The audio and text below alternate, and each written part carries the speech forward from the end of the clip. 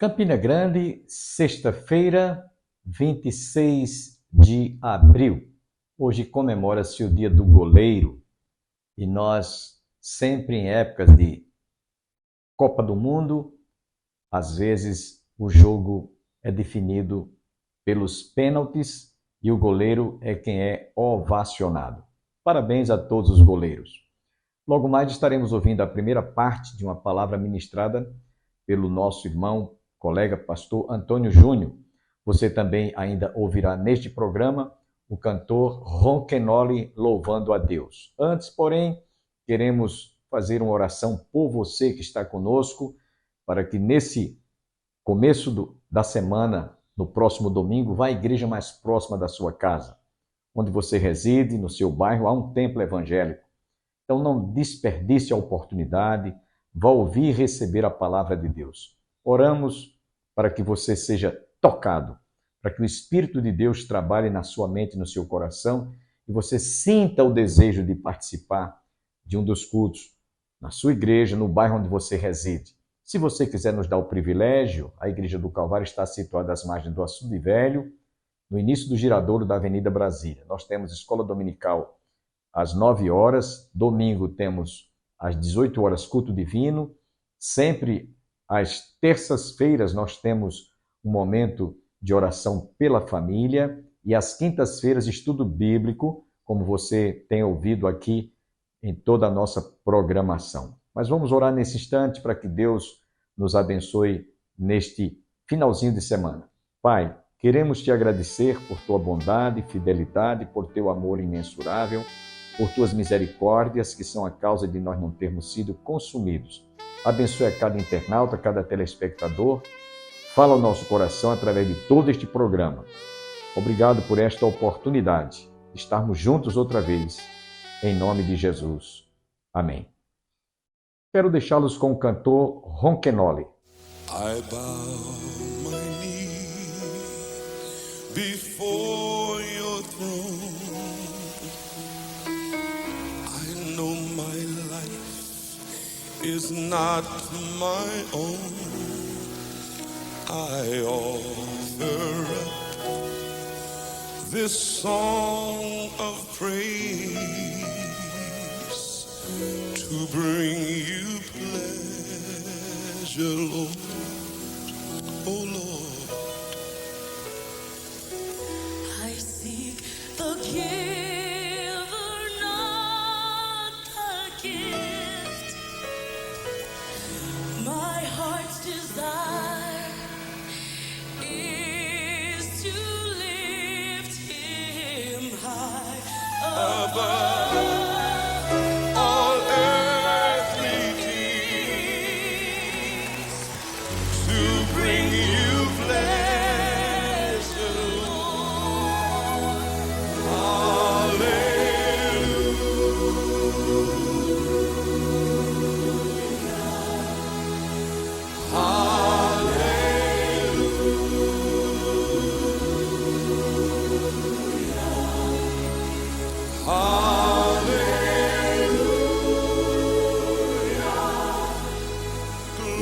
Glory to the King.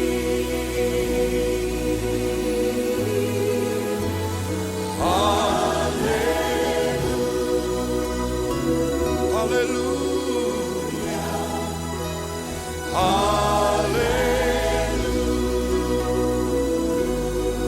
Hallelujah. Hallelujah.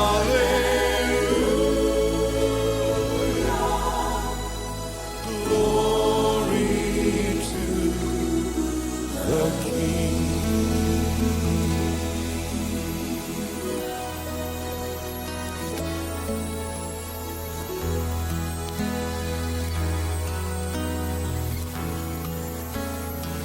Yes, Lord, I bow my knee before your throne.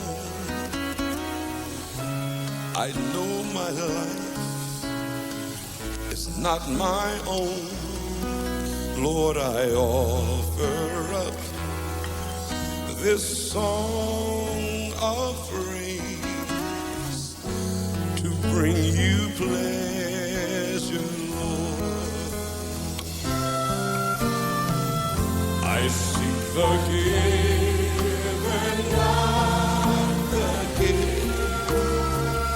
My heart's desire is to lift you high above all earthly kings, to bring you pleasure, Lord. Hallelujah,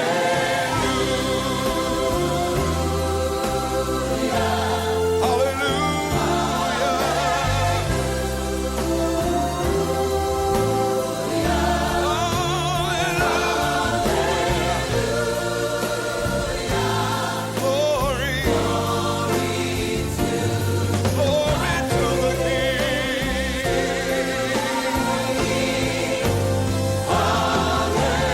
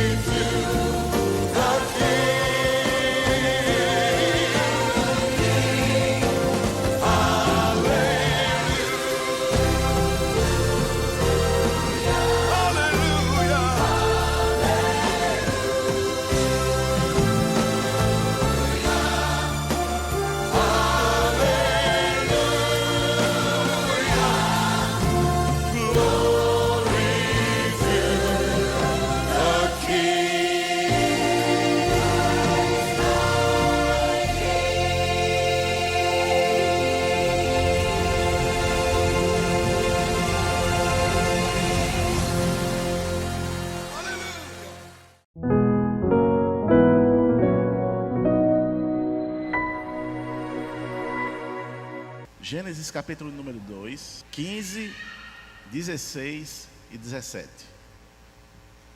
Gênesis 2, 15, 16 e 17.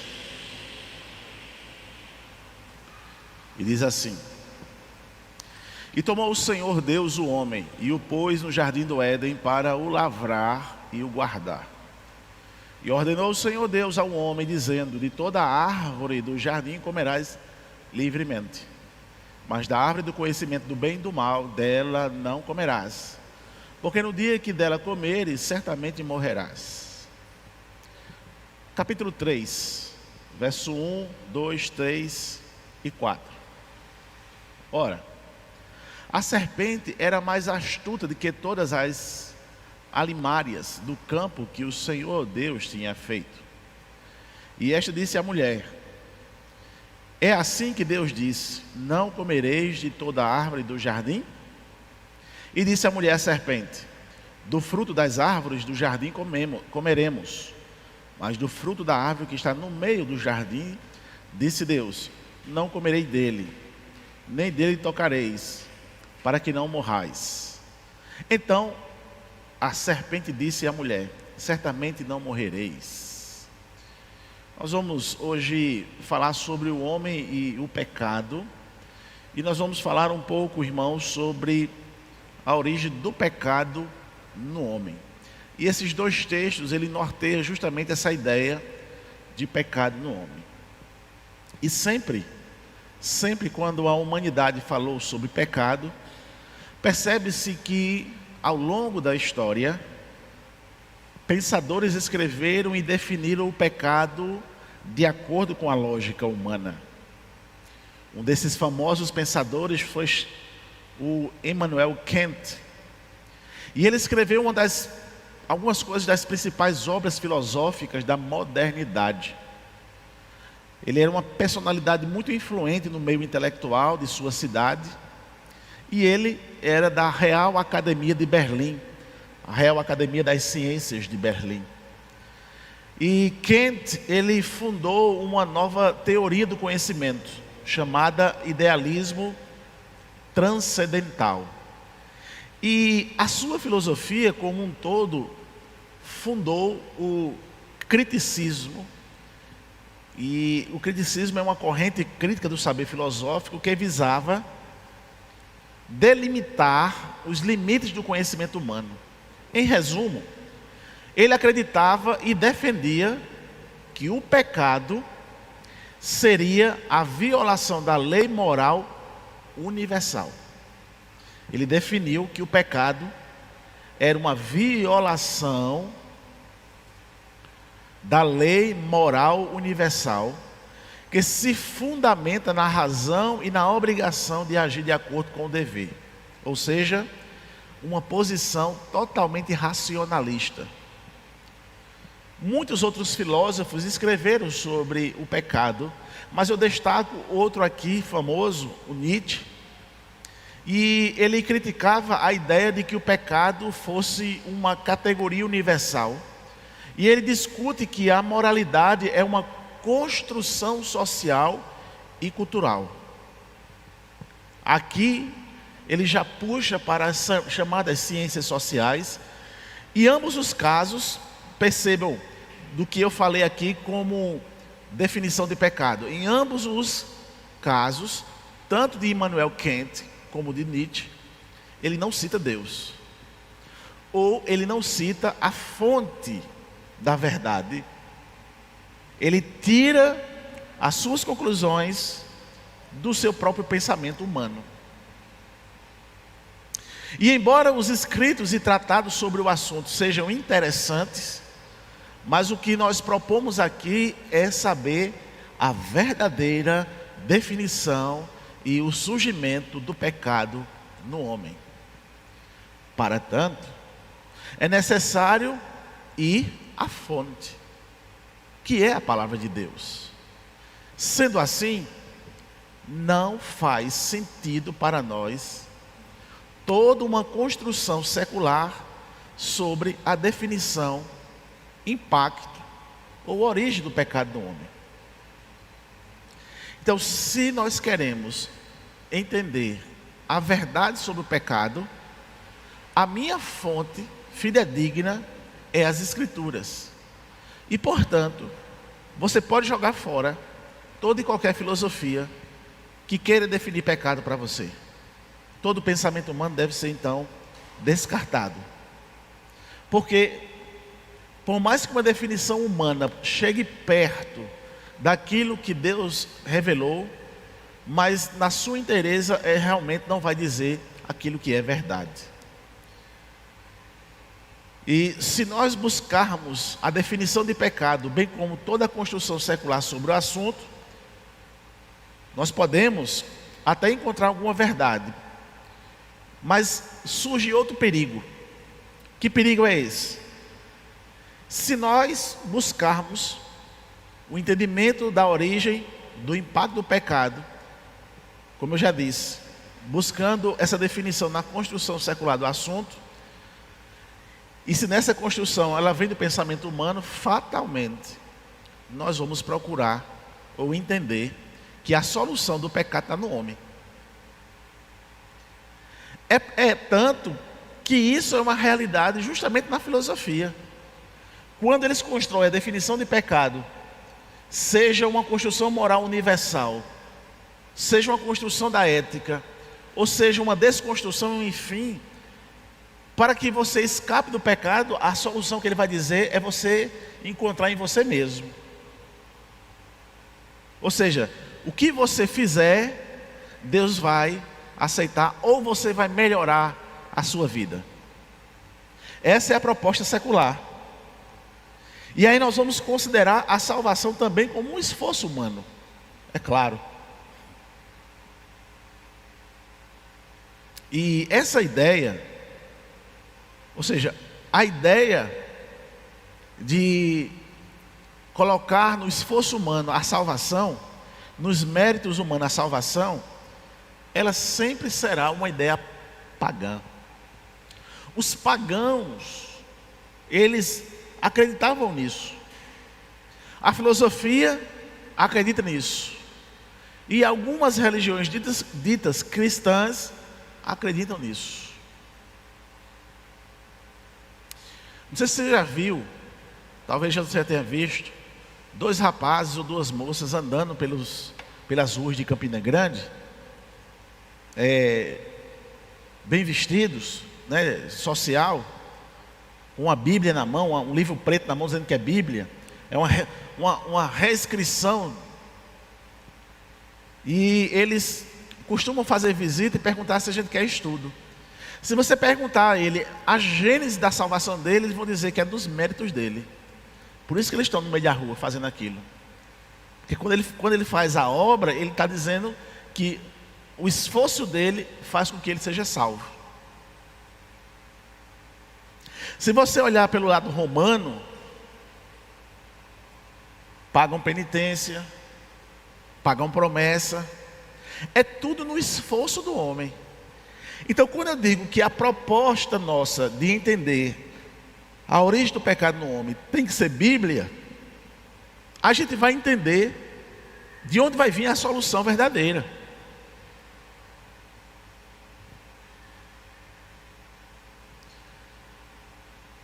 O que os homens e as mulheres precisam é de uma direção moral, de um novo nascimento. Mas existia uma pessoa que dizia ao contrário, Pelágio. Pelágio, ele foi um monge britânico que foi servir em Roma. E lá, quando ele viu um alto nível de corrupção e de imoralidade dentro da igreja, Pelágio então entendeu o seguinte: Adão, Jesus Cristo, foi apenas um bom exemplo. A salvação dessa forma consiste simplesmente em seguir o exemplo de Jesus em vez do de Adão. Aí você, quando olha assim, eita rapaz, que frase bonita, não é? A salvação consiste em seguir o exemplo de Jesus e não de Adão. Mas o caminho que ele vai dar é que vai dizer o seguinte: você não precisa nascer de novo para isso. Assim sendo, Pelágio viu a salvação como termos meramente naturais. Seria o progresso do caráter humano por seguir o exemplo de Cristo. Se assim fosse, a humanidade há muito já teria sido diferente. Mas o que nós constatamos é que ela vai de mal a pior. Mas vamos para o que interessa. Vamos para as Escrituras. E é nas Escrituras que nós vamos encontrar a verdade que precisamos entender. A nossa situação. E falando em pecado no homem, a origem e o pecado essencial do homem é o ponto focal de hoje. A origem do pecado na queda do homem. O problema da origem do pecado é o que necessariamente se impõe à atenção dos homens ponderados e continua a confundir os que não estão satisfeitos com o que a Bíblia relata sobre ela. A Bíblia dirige nossa atenção para a queda do homem. Ensina-nos a raiz de todo mal moral no mundo e diz que todo mal moral do mundo está concentrado no pecado de Adão, que é o cabeça natural e a representação da raça humana. E esse é um ponto crucial para você entender a origem do pecado. Ele está em Adão e na representatividade como o cabeça da raça humana, a representação da raça humana. Então vamos pensar na natureza do primeiro pecado. Esse primeiro pecado, ele vai se constituir quando o homem ele come da árvore do conhecimento do bem e do mal. Comer do fruto dessa árvore era pecaminoso, simplesmente porque Deus havia proibido. É a suficiência da narrativa bíblica, meus irmãos. Amém? Então, se eu quero a origem, a Bíblia está dizendo, simplesmente porque Adão desobedeceu e comeu, ele pecou, acabou.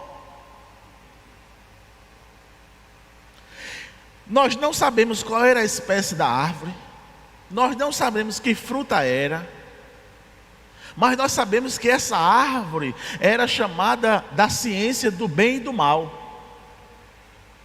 porque ela estava destinada a revelar, em primeiro lugar, se o estado futuro do homem seria bom ou mal. Em segundo lugar, se o homem iria permitir que Deus lhe determinasse o que era bom e o que era mal, ou se ele mesmo tentaria determinar isso por si mesmo.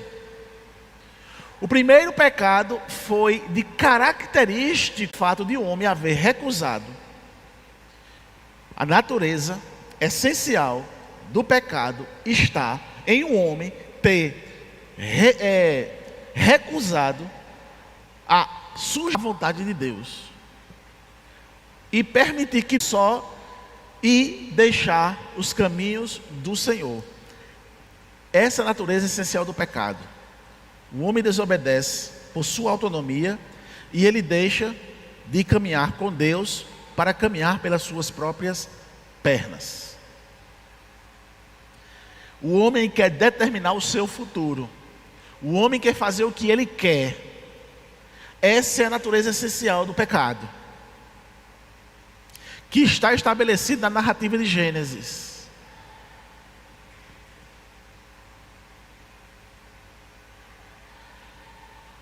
Essa realidade é a marca indelével de cada um de nós, proporcionada pela morte espiritual. Então, diferentes elementos podem ser distinguidos nesse primeiro pecado. O que foi que aconteceu? No intelecto, revelou-se como incredulidade e orgulho. Na vontade, como o desejo de ser igual a Deus. Nas afeições, como uma satisfação ímpia de comer do fruto proibido. A pergunta que se faz é: isso não caracteriza a nossa natureza, não, irmãos? Isso caracteriza sim ou não a natureza humana? Na intelectualidade nós somos incrédulos, sim ou não? Orgulhosos, sim ou não? Na vontade, o desejo de ser igual a Deus, a gente tem sempre essa pretensão. Quando eu estou dizendo a gente, o homem, estou dizendo a raça humana como um todo. Nas afeições, diga se nós não temos satisfação no pecado, em comer do fruto proibido, sim ou não? Sim. E isso é o que caracteriza o pecado, não? A natureza, a essência do pecado do homem. Na narrativa bíblica, um elemento importante entra para entendermos como o homem cai. Que elemento foi esse importante? A serpente. A serpente é um personagem-chave para entender a ocasião do primeiro pecado. A queda do homem foi ocasionada pela tentação da serpente, que colocou na mente do homem a semente da desconfiança e da incredulidade. E a serpente vai para Eva, justamente porque ela não era responsável naquilo que Deus tinha determinado para o homem. A serpente vai na hora que Eva está só, onde o seu cabeça não estava perto. Não é assim que a gente vê na narrativa bíblica? E pelo fato de Eva estar só e ela não ter a responsabilidade que Adão tinha, a serpente, de forma astuciosa, levou Eva a desconfiança e, consequentemente, a incredulidade. Espero a sua compreensão, o motivo pelo qual vamos ficar devendo a conclusão desta palavra na próxima segunda-feira, se Deus assim nos permitir. Mas antes, deixem-me vos lembrar, no próximo dia 4 de maio, a missionária Lucy Cleide estará realizando uma palestra em nossa igreja. Você precisa de conhecer o tema Mulheres Renovadas, Mentes Transformadas. Você não pode perder. Para aquelas pessoas que desejarem participar deste encontro com as mulheres, você deve entrar em contato no horário comercial com a nossa secretária Igreja do Calvário. Você fala com a nossa irmã Adriana, fone 3341-2962. Portanto, não esqueça, dia 4 de maio, de sábado agora a 8 dias.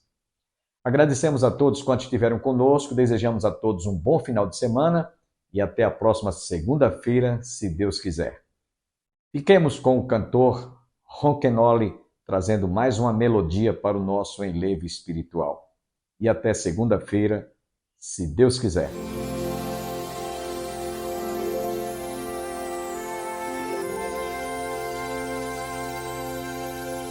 The sky shall unfold.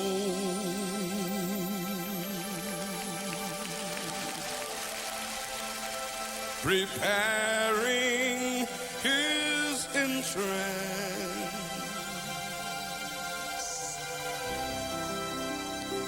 The stars shall applaud him with thunders of praise.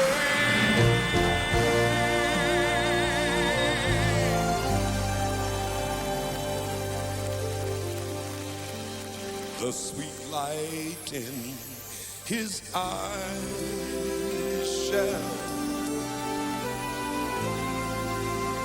shall enhance those awaiting.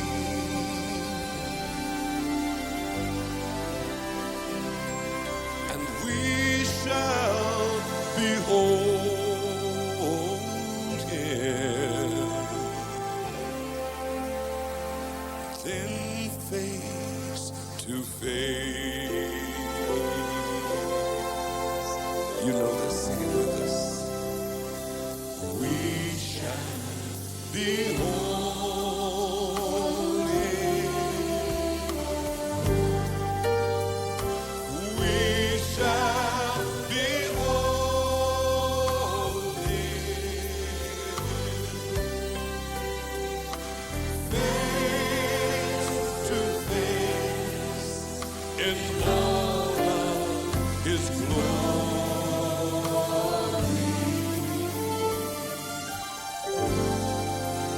We shall behold him. Yes, we shall behold him face to face.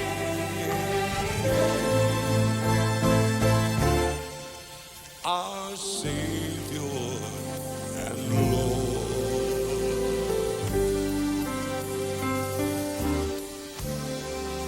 The angels will sound the shouts of his coming. The sleeping shall rise.